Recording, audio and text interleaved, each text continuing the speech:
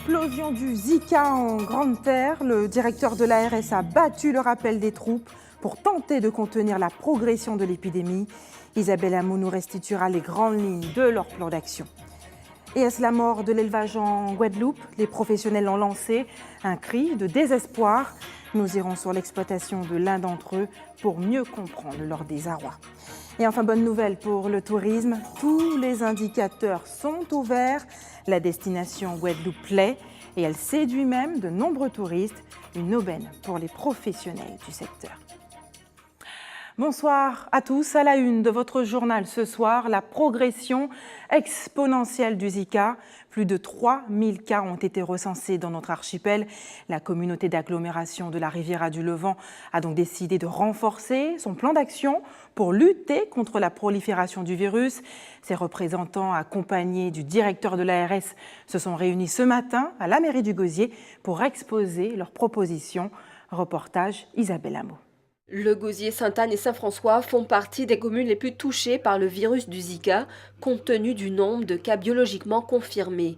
Malgré les nombreuses campagnes de prévention, la communauté d'agglomération La Riviera du Levant met en place un nouveau plan d'action, accentué principalement sur les écoles et les femmes enceintes. Nous avons un plan d'action type qu'on a proposé à la communauté d'agglo, qui comprend des mesures à la fois de renforcement des équipes qui vont au-devant de la population, donc avec une mesure qu'a pris le préfet de financement à 95%, de 160 contrats aidés qui peuvent être mis à disposition des communautés d'agglo et des communes. Donc ça, c'est quelque chose qui est retenu par la communauté d'agglo.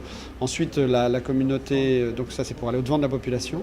Les communes vont également renforcer tout ce qui est élimination des déchets sur des terrains vagues, avec la problématique des maisons qui sont abandonnées et qui sont des gîtes larvaires potentiels. Donc comment est-ce qu'on peut agir sur ces maisons-là, de par les pouvoirs de police municipale des maires.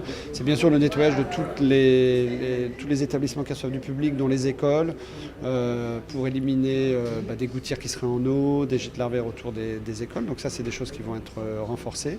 Nous allons distribuer des moustiquaires en direction des femmes enceintes. Donc il y aura une enquête qui sera menée et nous allons donner à ces femmes enceintes des répulsifs et également des moustiquaires. Mais c'est une action là du Centre communal d'action sociale du Gosier. Du côté de la Désirade, aucun cas biologique n'a été confirmé, mais quelques personnes présentent néanmoins les symptômes qui feraient penser à la maladie.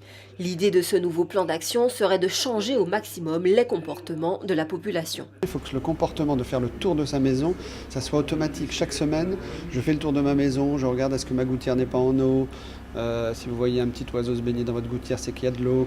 Vous regardez si vos dessous de pot ne contiennent pas de l'eau, s'il n'y a pas une bouteille ou un récipient qui traîne quelque part et qui contient de l'eau. Donc, puisque c'est un moustique qui se répand dans les 50 à 100 mètres de la maison, donc il faut vraiment agir dans l'environnement proche. Et donc si on arrivait à avoir ce comportement automatique de chaque citoyen, on éliminerait les gîtes larvaires et donc la prolifération des moustiques. Des contrôles bimensuels seront également réalisés dans les cimetières et les bâtiments communaux, avec l'idée de supprimer l'eau des plantes et d'éliminer les gîtes larvaires.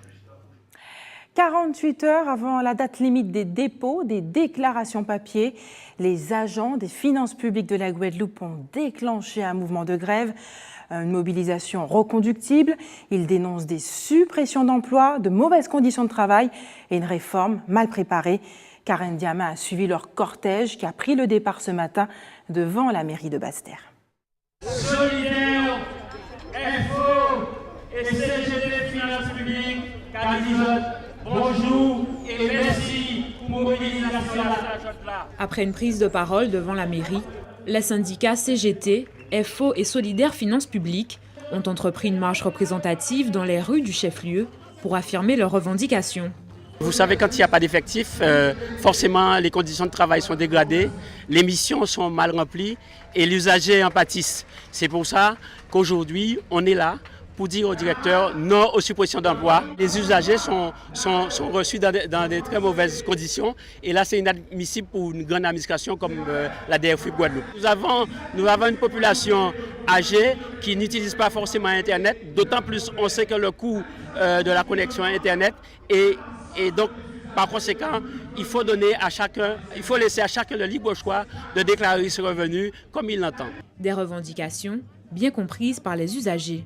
Ils se mobilisent pour nous les usagers, puisque moi je pense que c'est mieux, c'est nettement mieux d'avoir un interlocuteur en face pour répondre surtout à tout ce qui concerne ces questions d'impôts, que ce soit impôts locaux, impôts entreprises et tout.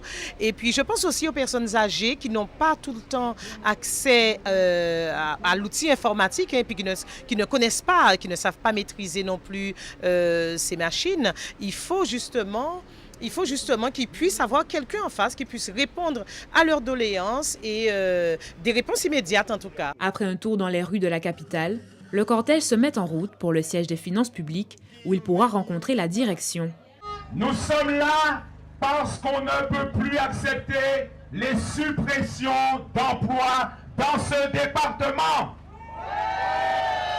Sans véritable relation institutionnelle avec les syndicats depuis plus d'un mois, la direction est tout de même restée ouverte aux discussions. Ce sont des revendications générales que l'on retrouve dans toutes les directions du territoire. La demande des emplois, elle est récurrente. L'amélioration des conditions de travail, ce sont des demandes récurrentes. Je voudrais simplement rappeler quand même, s'agissant des emplois, que la Direction générale des finances publiques applique et fait appliquer au plan local les consignes des gouvernements, des pouvoirs publics quels qu'ils soient, c'est tout à fait normal. S'agissant des conditions de vie au travail, je voudrais quand même souligner qu'au plan local notamment, nous faisons des efforts considérables au plan matériel, au plan immobilier, pour améliorer sans cesse les conditions de vie au travail.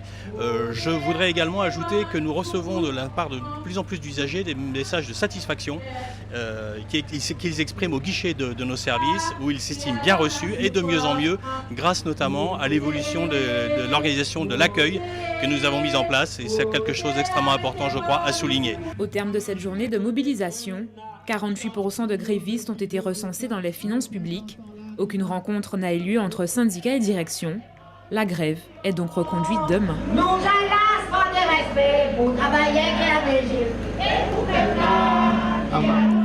Au chapitre social, toujours, les négociations entre les agents grévistes affiliés UTC, UGTG et le maire de la ville de Capesterre-Belle-Eau sont toujours au point mort.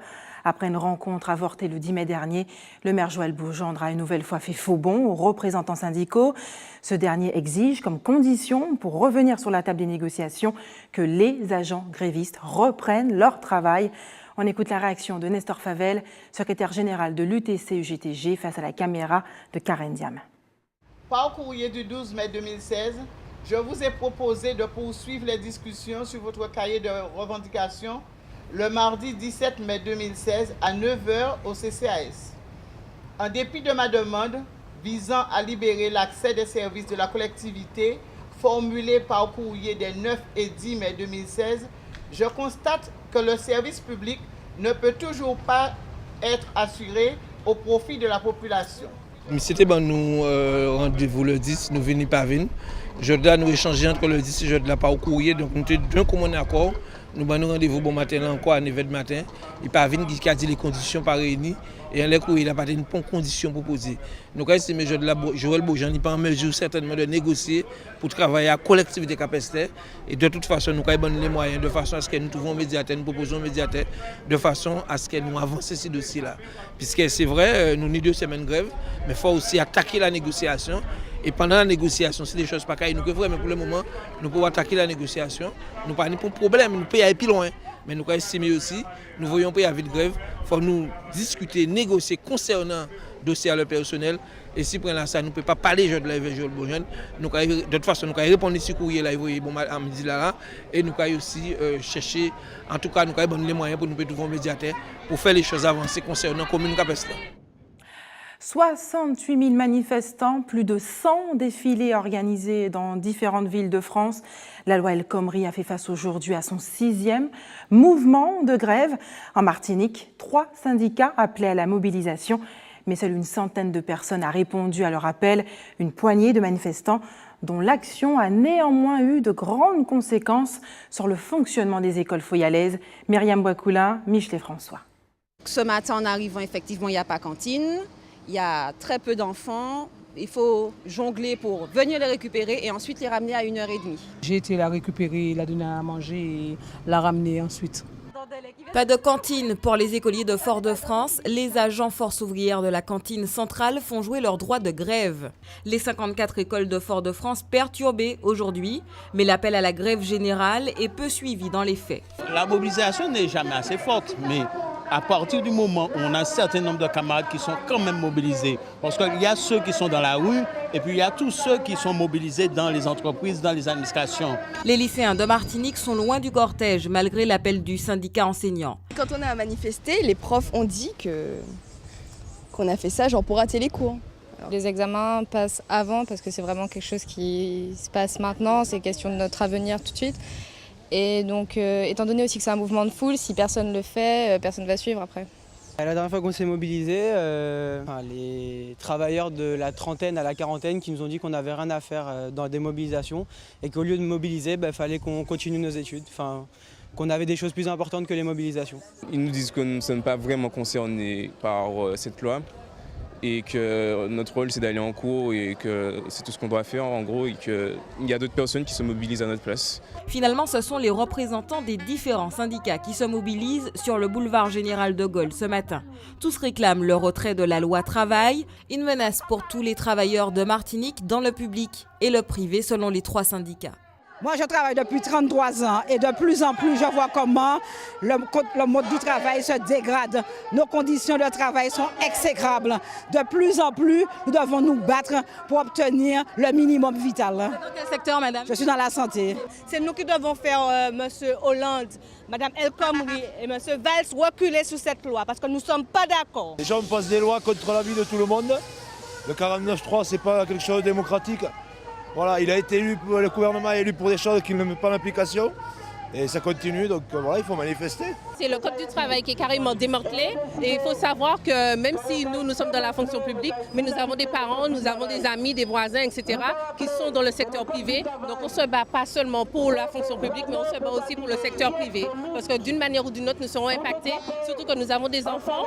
Donc nous nous battons aussi pour l'avenir de nos enfants. L'intersyndicale appelle à la mobilisation le 19 mai, toujours dans les rues de Fort-de-France, et sur le projet contre la loi travail. Est-ce le scandale qui va ternir durablement l'image du cyclisme guadeloupéen ? La semaine dernière, la gendarmerie nationale a procédé à de multiples perquisitions au domicile de certains coureurs et suiveurs du peloton guadeloupéen dans le cadre d'une vaste opération antidopage. En exclusivité pour ATV Guadeloupe, le président du comité régional a accepté de s'exprimer pour la première fois sur cette question. Philibert Moueza, bonsoir. Bonsoir. Tout d'abord, merci d'avoir accepté de répondre à notre invitation ce soir. Nous avons souhaité savoir ce que pensent les Guadeloupéens de cette affaire.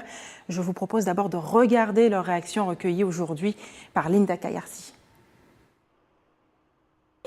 J'ai entendu que quelqu'un a dit, et il y a beaucoup de gens qui dans ce cyclisme-là qui dopent, mais ce n'est pas faisable pour le jeune qui va lever maintenant. Je pense. Donc, pas du tout un bon butin cycliste Guadeloupe. Mais non, c'est pas une bonne chose. Ouais. C'est pour arrêter avec le dopage là.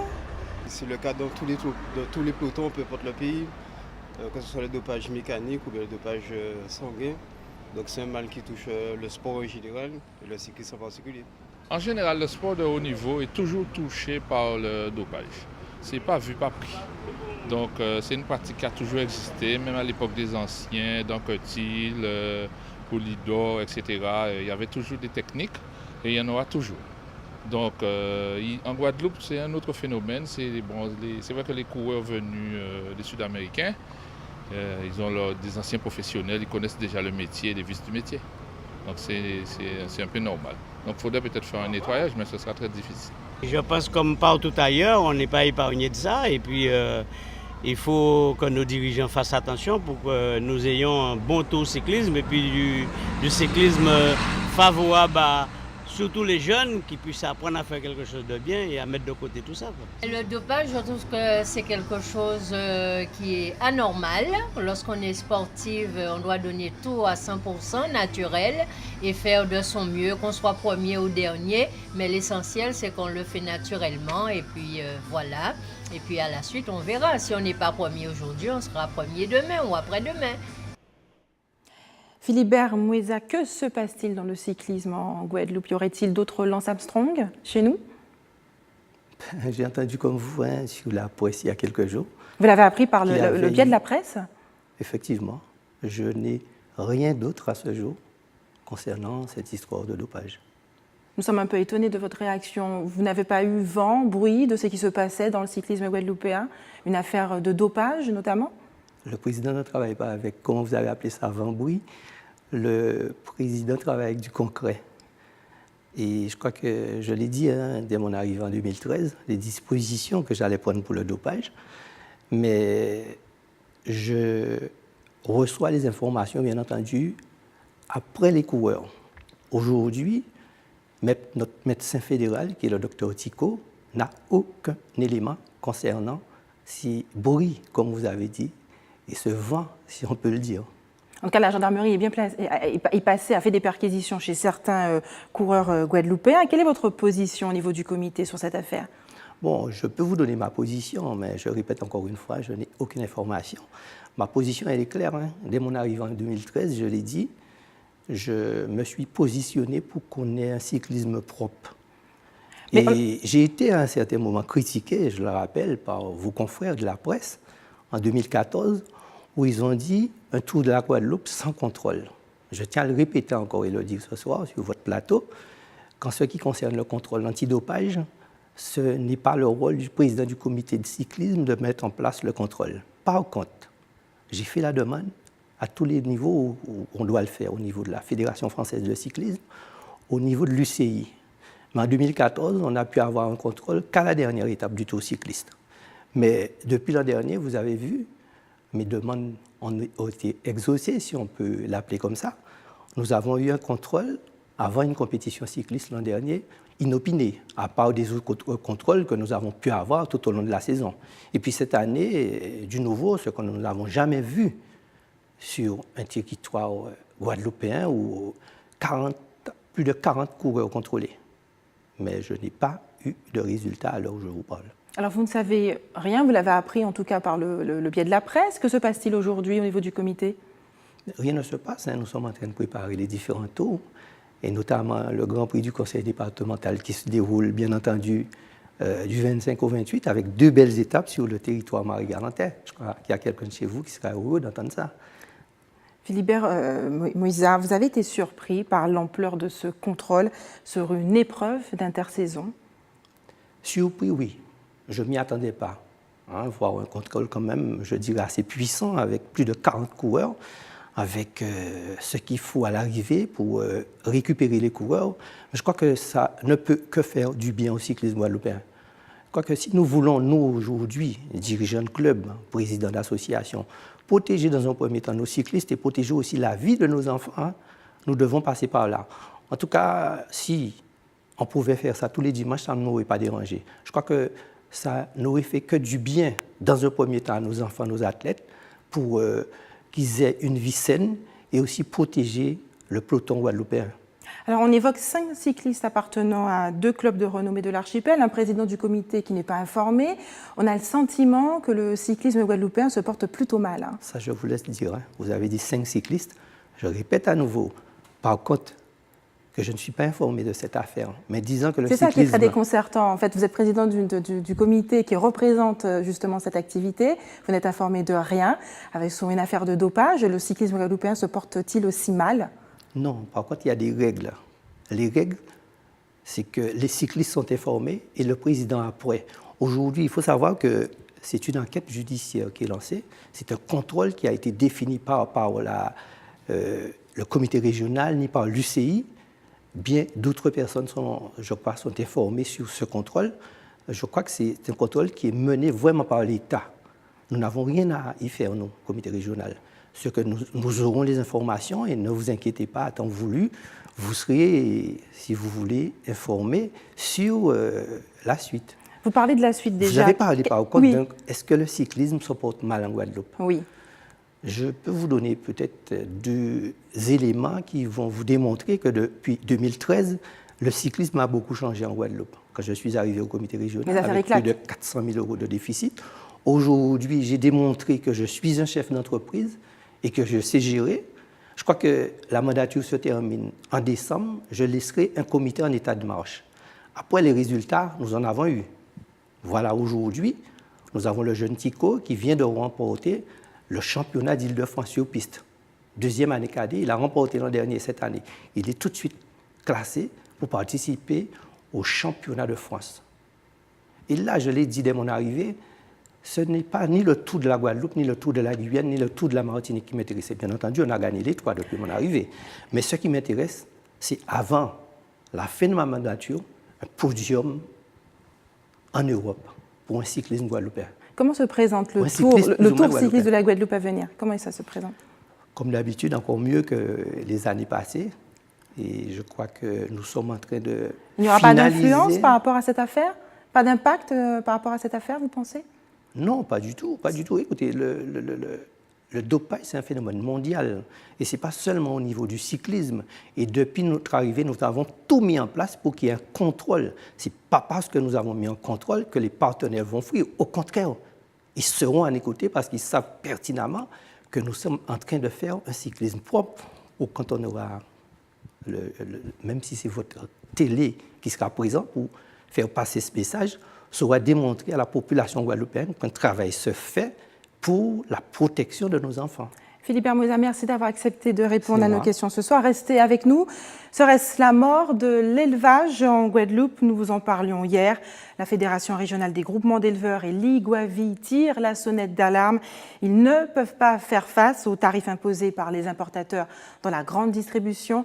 Bénédicte Jourdier s'est rendue chez l'un d'entre eux. Au Lamentin, on regarde.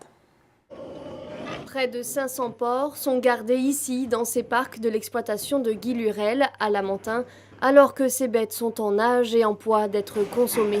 Déjà 6 mois, maintenant, là, quand on prend un vrai cochon, on est à l'arrestant arrêté pour qu'on parte à l'abattoir. Que les cochons partent à l'abattoir ou attendent à la ferme, les éleveurs vendent à perte. En cause, les importateurs-distributeurs accusés d'inonder le marché de produits à bas coût. Puisqu'on nourrit inutilement l'animal, il met de la graisse et nous perdons de l'argent et la viande sortie est de mauvaise qualité. Donc voilà grosso modo la situation. Nous ne produisons que 30% de notre consommation. Et c'est quand même bizarre, nous marchons sur la tête. Quand ne produisons que 30%, nous avons des difficultés à écouler. Les éleveurs appellent donc à une prise de conscience de la part des consommateurs guadeloupéens et souhaitent mettre en place une gestion intelligente avec les différents intervenants et notamment de meilleures négociations avec les importateurs. Nous négocions avec eux, nous avons l'intelligence de rigoler ensemble, des fois même de manger ensemble. Nous discutons, mais c'est-à-dire ils sont autistes. Ils ne comprennent pas, mais il y a discussion. Deuxièmement, nous avons une autre difficulté majeure, c'est depuis il y a eu transfert de la gestion des fonds structurels européens par la région. Donc ces fonds FEADER dont nous dépendons fortement, il y avait une ligne qui nous aidait à financer l'encadrement de notre élevage, de nos structures d'élevage. Et au moment où je vous parle, il est question de faire sortir un appel d'offres pour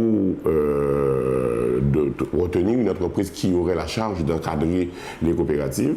Eh bien, jusqu'à maintenant, elle n'est pas sortie. Or, la notion de rétroactivité dans un appel d'offres n'existe pas. Donc, nous n'avons aucune visibilité. Pas de visibilité sur des fonds qui financent les techniciens qui encadrent les groupements.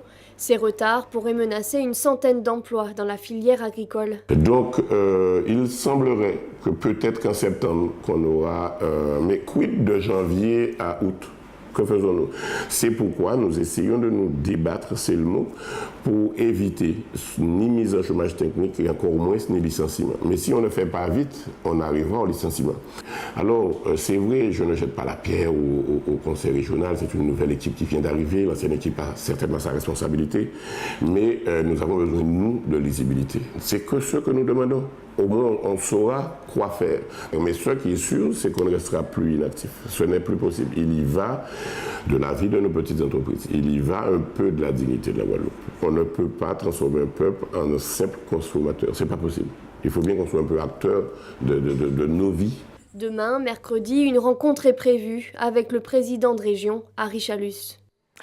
Malgré la réputation de violence dont fait l'objet notre archipel, la plupart des indicateurs du tourisme sont à la hausse, ce qui laisse augurer une belle saison. Décryptage, Isabelle Hameau.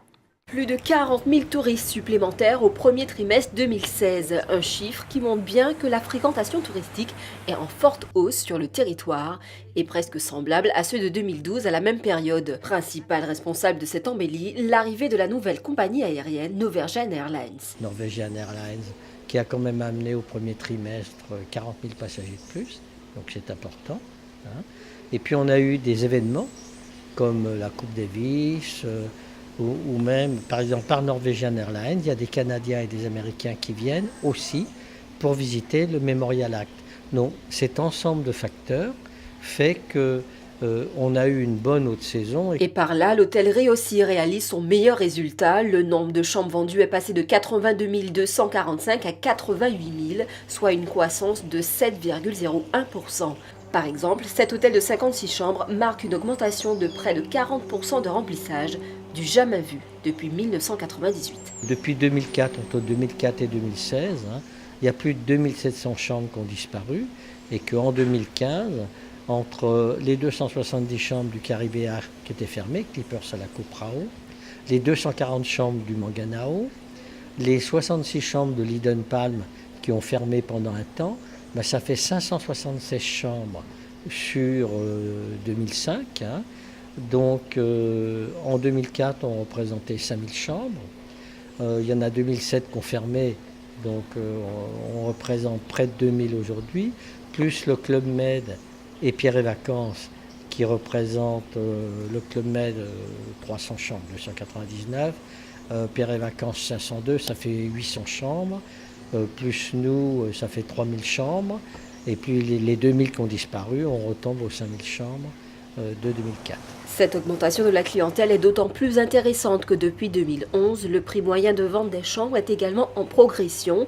Nombre d'hôtels ont profité de cette augmentation du chiffre d'affaires pour lancer des opérations de rénovation. Restez avec nous dans un instant, les artisans boulangers mis à l'honneur cette semaine et puis le son de style pour se sentir belle pour les personnes handicapées au lycée du Charmois de Saint-Claude. Mais avant, le centre de formation des apprentis du Rézé, spécialisé en maintenance automobile, bâtiments et bois, a ouvert ses portes au jeune public intéressé par l'apprentissage. Certaines filières rencontrent un vif succès. D'autres séduisent beaucoup moins. Le point avec Nathalie Dinan et Patrick Curie. Promouvoir l'apprentissage, promouvoir les métiers proposés par le Centre de formation des apprentis de l'Université des métiers de l'artisanat, c'est l'objectif de cette journée porte ouverte en direction de tout jeunes intéressés par les filières auto, bâtiments et bois. C'est près d'une vingtaine de métiers que nous réalisons ici et c'est l'occasion également d'expliquer le principe de l'apprentissage, de la formation en alternance, puisqu'il y a une partie de la formation qui est effectivement dispensée en entreprise avec nos partenaires, les maîtres d'apprentissage, nos partenaires entreprises, et l'autre partie de la formation qui est dispensée ici au CFA. Pour accompagner les postulants, le CFA a fait appel à un médiateur. Ce dernier mobilise le réseau des artisans enregistrés à la Chambre. 16 000 entreprises sont répertoriées. Et donc naturellement, nous avons donc tout ce vivier d'entrepreneurs, de maîtres d'apprentissage potentiels que nous mobilisons pour les mettre en relation avec ces jeunes demandeurs de contrats d'apprentissage. La Chambre de métier met en relation le jeune et l'entreprise, mais vous savez, souvent le jeune vient déjà avec son entreprise. Et donc naturellement, nous accompagnons donc ce binôme entreprise-jeune dans la rédaction du contrat. Également une information, une sensibilisation sur les aides associées. Parce que ça aussi c'est un point important. La collectivité régionale accompagne fortement l'apprentissage en Guadeloupe, puisqu'il y a des aides dédiées à ce modèle de formation afin de réduire le coût de l'apprentissage. Pour convaincre d'adhérer à ce dispositif, des aides sont octroyées aux maîtres d'apprentissage pour diminuer le coût de l'apprenti, pour l'artisan, surtout la première année. La promotion est nécessaire car même si certaines filières se portent bien, d'autres résistent ou sont en net recul. Les filières qui se portent très bien, donc les métiers de bouche, les métiers de service, coiffure, boulanger, pâtissier, cuisine, ce sont des filières qui se portent très bien. Nous avons 2-3 groupes par section. Les filières qui résistent, donc l'automobile, la réparation automobile, maintenance des véhicules automobiles, Et les métiers en retrait, ce sont les métiers du bâtiment. Vous avez entendu comme moi au niveau des informations qu'il y a une mobilisation des professionnels du BTP. Mais vous savez, le contrat d'apprentissage, c'est un contrat de travail. Donc lorsque le BTP souffre, c'est le recrutement également qui est touché. Et donc nous avons un recul dans les métiers du bâtiment. Il s'agissait de montrer la qualité des plateaux techniques, la qualité de l'enseignement à travers les démonstrations en émargement, coiffure, charpente et maintenance des véhicules. La crise qui touche le secteur du bâtiment devrait inciter les entrepreneurs à former des apprentis, car une fois l'activité relancée, ils auront de la main-d'œuvre opérationnelle. C'était aujourd'hui la journée mondiale de lutte contre l'homophobie. Aux Antilles, s'aimer n'est pas toujours un choix accepté ni compris pour les couples de même sexe. Pour savoir comment les personnes homosexuelles vivent leur amour au quotidien, nos confrères de la Martinique ont rendu visite à 2 femmes, les premières à s'être passées la bague au doigt. C'était il y a 3 ans, juste après le vote de la loi sur le mariage pour tous. Reportage Guy-Raphaël René d'ATV Martinique. Mariés en juin 2013, Rosemonde et Myriam célébreront d'ici quelques semaines leur 3e anniversaire de mariage, à savoir leur noces de froment. Elles ont été le premier couple homosexuel à officialiser leur union en Martinique. Depuis, leurs vies n'ont pas beaucoup changé. C'est simplement un aboutissement, comme disait Myriam. Et puis, nous avons toujours continué à suivre notre bonhomme de chemin, normalement. Ma vie n'a pas changé, il n'y a que mon nom qui a changé, c'est tout. Voilà. Un couple qui ne se cache pas, mais qui ne s'affiche pas non plus. Une façon pour elles de se préserver. Si elles disent n'avoir jamais été directement confrontées à l'homophobie pure et dure, elles ont quand même été au centre de quelques rumeurs. On ne nous a jamais fait de remarques, quelles qu'elles soient. Par contre, il y a des personnes qui se sont amusées auprès de nos proches, de nos connaissances, à les raconter qu'on avait divorcé, que Rosemonde me battait, que j'étais enceinte d'un homme, que j'avais quitté la Martinique et tout ça. Et même au travail, tout fonctionne bien, il n'y a pas de personne qui vous manque de respect, pas de propos homophobes, rien du tout. Non, non, non, absolument pas. Mon travail, ils connaissent Rosemonde. Voilà, je suis une employée comme tout le monde, tout simplement. La seule fois, à la période du mariage, Nuluberlu, il était déjà aussi passablement éméché, a sorti quelque chose du style oui, ça c'est diable, et que je me suis retournée vers lui, je lui ai dit qui ça au dia, il a déguerpi. Donc voilà, ça a été la seule fois. Sinon, peut-être que les gens parlent de notre dos. Mais jusqu'ici, les choses se passent très bien. Les 2 femmes mènent une vie sans pression particulière. Un couple qui évolue sans le poids de la stigmatisation. Je ne pense pas que le Martiniquais soit foncièrement homophobe. Bon, il y a des choses peut-être qui ne vont pas dans leur sens, ils vont vous le dire, mais ça passe. Et puis je pense que le fait aussi que je sois une femme, que nous soyons 2 femmes, les choses passent beaucoup mieux que si c'était 2 hommes. Le Martiniquais, il est un peu macho. Donc 2 hommes, là peut-être que ça va tilter.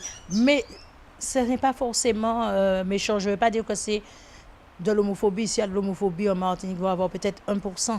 Même si Rosemonde et Myriam se gardent de tomber dans la propagande, elles accueillent favorablement cette journée mondiale contre l'homophobie. Si ça peut faire avancer les choses dans les familles qui sont confrontées, qui ont un enfant qui ose en parler et qui ça peut les aider, oui, mais n'en restons pas là. N'en restons pas à une journée. C'est tous les jours que ça se passe, c'est tous les jours qu'il faut en parler, c'est tous les jours qu'il y a des combats. Donc avançons tous les jours, pas une seule journée par an. Myriam et Rosemonde savent que l'homophobie peut se manifester n'importe où et à n'importe quel moment, mais elles restent optimistes sur l'évolution des mentalités. Comment faire face aux risques liés au blanchiment de l'argent sale dans nos régions?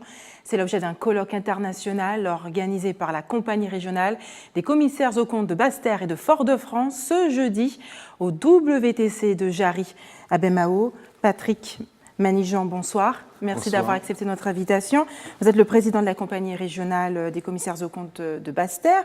Vous êtes chargé de signaler les placements délictueux à la police des banques.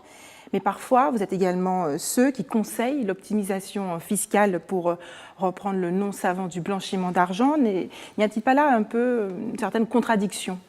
Contradiction, je ne pense pas, puisque dans notre métier, nous sommes des créateurs de confiance. Déjà, il faut que nous réalisons notre mission en faisant respecter toutes les lois. Donc, nous avons des obligations liées à la révélation des faits délictueux. Certes, c'est la loi qui nous confie cette mission, mais nous avons aussi un droit de regard sur les opérations réalisées par les entreprises dans nos régions. Et nous avons remarqué que ces entreprises s'installaient de plus en plus dans les pays de la Caraïbe. J'en veux pour preuve Saint-Domingue ou Saint-Martin, partie hollandaise, ou Sainte-Lucie.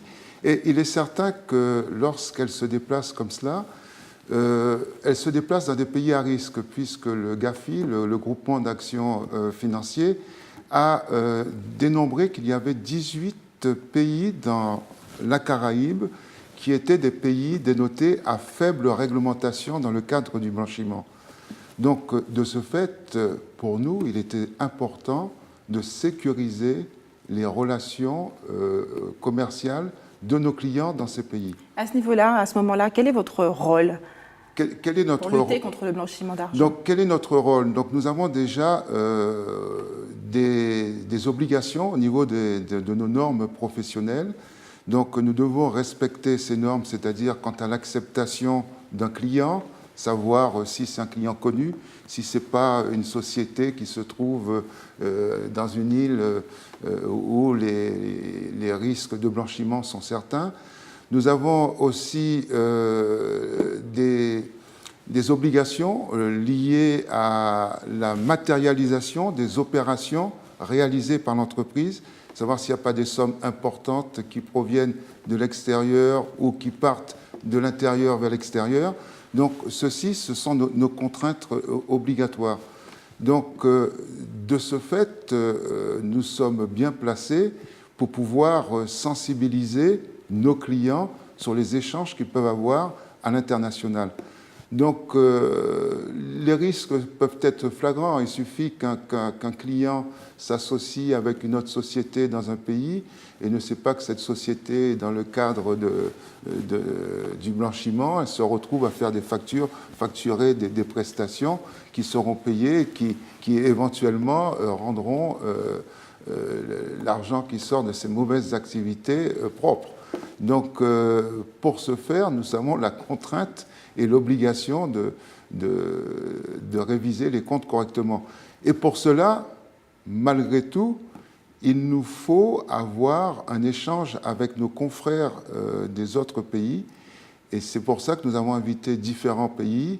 Lors de la présentation du programme, vous avez vu peut-être la Bolivie et d'autres îles anglophones et hispanophones qui n'ont pas la même législation. Est-ce que vous allez vous concerter justement pour faire évoluer la législation française? La législation française est déjà très avancée en matière de lutte contre le blanchiment de l'argent sale et la délinquance financière ainsi que la fraude fiscale. Nous, notre problème, c'est de savoir, notre objectif, c'est de savoir ce qui se passe dans ces pays au niveau législatif. Et ainsi, en connaissant les règles, les méthodes qu'appliquent nos confrères ou les États, le gouvernement de ces différents pays, nous pourrons dire à nos clients, mais attention, vous savez, il y a eu tel problème, si on vous propose telle chose et telle autre chose, ou telle autre opération, donc faites attention, ce n'est pas une bonne opération, ce ne sera pas une bonne opération. Patrick Malignan, merci d'avoir accepté de répondre à nos questions ce soir. Restez avec nous. Oui. Varier les plaisirs, c'est le thème choisi cette année par la Fédération des boulangers de la Guadeloupe à l'occasion de la fête du pain. Jeudi et vendredi, ces artisans boulangers feront des démonstrations de leur savoir-faire au WTC à Jarry-Bemao, un secteur encore pourvoyeur d'emplois. Nathalie Dinan, Patrick Curie, on regarde. Les artisans boulangers ouvrent leurs fournils au public à l'occasion de la fête des pains. Une profession qui a évolué en même temps que nos habitudes alimentaires. Il est loin le temps où on ne consommait que le banneton. Nous, c'était le banneton en fait, mais après la baguette est venue. Donc on n'avait que ces deux éléments et puis ces deux produits. Et on avait aussi les viennoiseries, donc on s'est formé.